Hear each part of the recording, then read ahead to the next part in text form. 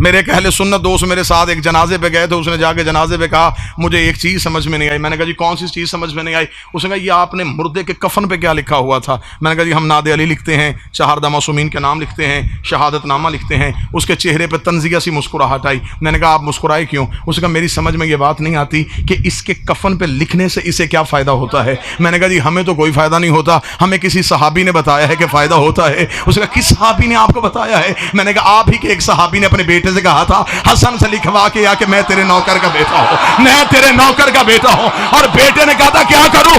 उसका जब मर जाऊं मेरे कफन में रख देना, इसलिए कि सैयदों की तहरीरें जन्नत की रसीदें पर। ये सैयद इसे नौकर कहता है। सारे बोलो आखिर तक हैदरी।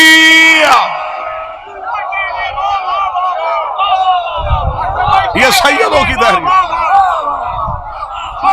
जन्नत की रसीदें होती हैं। जिन्हें ये बाकरशाह नौकर कह दें, जिन्हें ये मुर्शद गुलाम कह दें, जिन्हें ये कह दें कि ये हमारा है, फिर हिसाब कैसा, फिर किताब कैसी।